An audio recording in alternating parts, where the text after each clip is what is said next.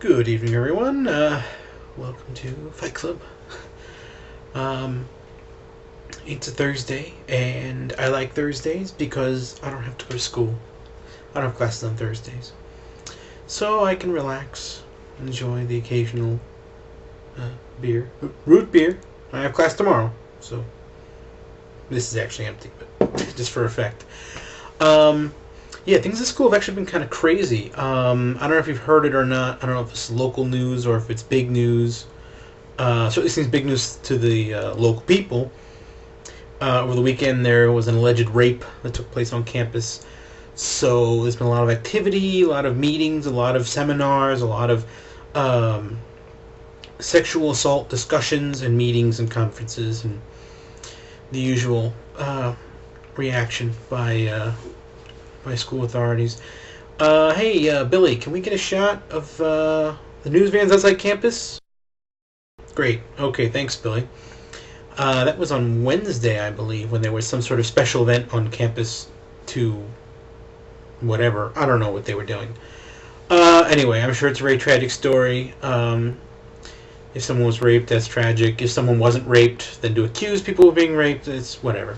You know what? I don't know half of either story, so I won't comment. But yeah, so I had time to myself today. I enjoyed a little Netflix action. Today I saw one of the batshit craziest movies I've seen in a fucking forever time. It was directed by Takashi Miike, which, of course, makes a lot of weird ass movies. But this was really something quite different. Normally his movies are just kind of like over the top violence, really creepy ass things. You know, people sticking needles into people, and you're just like, But this movie was actually sort of comedy. Call it a dark comedy musical comedy, humorous musical comedy with the occasional gruesome death. I know I don't know how else to describe it. It really defied most conventions that I could think of. There's animation as well, in quite unexpected moments. So I really came away from the movie feeling pretty good about the movie and about just things in general. So yeah, I recommend it. If you've got Netflix, you just fucking type it in and get it. Oh, of course, the name of the movie is The Happiness of the Katakuris. Katakuri no Kofuku for our Japanese-speaking friends. Speaking of Japan, with the day off, I sent Mako a little gift today. At her request, I mailed her some chips and salsa.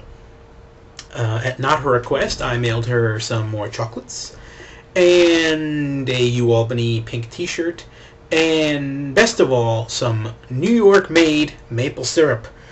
You see, in Japan, they've got maple syrup all over the place, but it's all got big red maple leaves on it. It's like made in Canada, made in Canada, made in Canada. So when I told Mako that we make maple syrup right here in New York State, she was like, I've never heard of that. It's like, can you believe it? Those Canadian bastards. It's like they've got a whole market cornered by themselves. People think that all maple syrup comes from Canada. That's outrageous. And I'm not going to fucking stand for it. So, if for no other reason, but she did ask for it a few weeks ago. She was like, can I have some maple syrup? I was like, of course, I'll send you some New York maple syrup. But if for no other reason, if she didn't want it, I would have sent it to her anyway, just to prove to the Japanese people that New York has maple syrup too. And on that indignant, ridiculous note, I leave you. I'll check in again soon. Have a good night.